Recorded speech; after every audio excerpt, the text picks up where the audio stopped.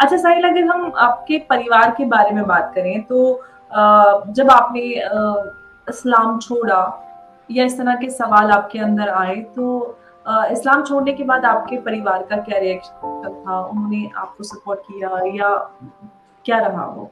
जी, जी, बिल्कुल। देखिए, एक्चुअली मैंने मेरे घर वालों को कई बार झटके दिए हैं।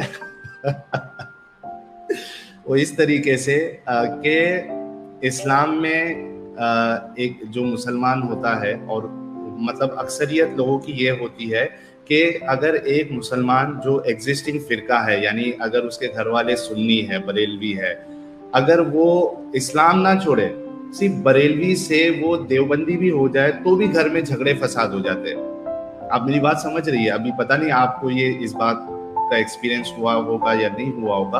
तो ये जो जी, जी, मैं कट्टर नहीं, मैं जानती कट्टर हूँ जो ये, बट सोच मुझे है, जी। जी, ये जो कट्टर सोच है कि एक मुसलमान ये भी बर्दाश्त नहीं करता है कि उसका कोई घर वाला जो है वो एग्जिस्टिंग फिरके से दूसरे फिरके में जाए।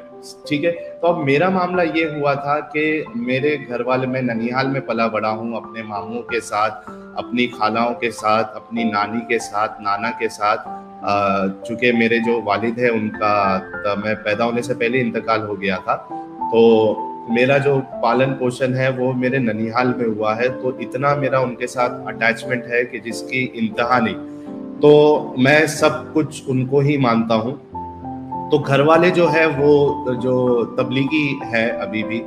तो जब मैं अहले हदीस हुआ था तभी भी घर पे बहुत पंगा हुआ था, बातें बंद हो गई थी हमारी, क्योंकि मतलब जब मैं कमाने धमाने लगा था तो मैं और मेरी माँ जो है फिर वो अलग घर में चले गए थे, क्योंकि वो घर भी थोड़ा छोटा था। हम लोग बहुत ज़्यादा अमीर परिवार से नहीं थे, लोअर मिडिल क्लास से मैं बिलोंग करता हूँ।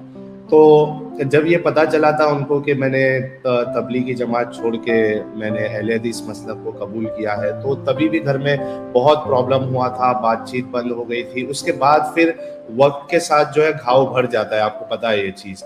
तो आहिस्ते आहिस्ते फिर मेरे घर वालों ने ये एक्सेप्ट कर लिया था कि ठीक है, चलो अगर इसको अहले हदीस जमात में रहना है तो माने। फिर से हमारी वैसी ही रिश्तेदारी हो गई, वो जो बैर था हमारे अंदर वो सब मिट गया।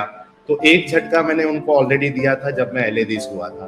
अब उसके बाद ये बड़ा झटका ये लगा कि जब उनको पता चला कि मैंने इस्लाम छोड़ दिया, बहुत बहुत बहुत प्रॉब्लम हुआ, मीटिंग्स हुई, आलिमों को बुलाया गया, और फिर से वही हाल हुआ कि जो रिश्ते हैं वो खराब होने लगे। मेरा घर पे आना जाना बंद हो गया, ठीक से बात नहीं होने लगी। और फिर ये मामला जो है तकरीबन 1.5-2 साल तक चला। अच्छा, उसके बाद फिर क्या हुआ, फिर वो घाव जो है वो भरता गया और लोग फिर से मतलब एक्सेप्ट करना शुरू किए कि ठीक है यार, नहीं मान रहा है तो फिर कोई नहीं है। तो थोड़ा सा फिर से हमारा रैपो बनने लगा घर वालों के साथ। और उसी दौरान मैं 1 साल पहले, यानी अभी से 1.5 साल पहले, मैं छुपके से चैनल चलाने लगा और लोगों को बताने लगा कि इस्लाम में क्या प्रॉब्लम है। अब घर वालों को तो पता नहीं था कि यार मैं वहाँ पे, मेरा जो थेरेपी सेंटर था, मैं एक थेरेपिस्ट हूँ और मेरा परफ्यूम का भी बिजनेस था। तो एक छोटी सी दुकान थी मेरी धारावी में।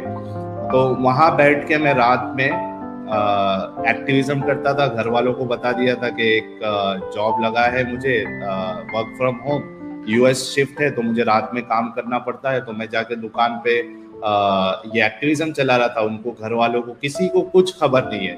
लेकिन जब मेरी आइडेंटिटी रिवील हुई और उन्होंने बाकायदा मेरे घर तक ये बात पहुंचाई कि आपका जो लड़का है वो इस तरीके से काम कर रहा है, अब उनको 2 बार झटका दिया था, अब तीसरा बड़ा झटका मिल गया है। लेकिन ये वाले झटके से वो ऊपर नहीं आ पा रहे हैं।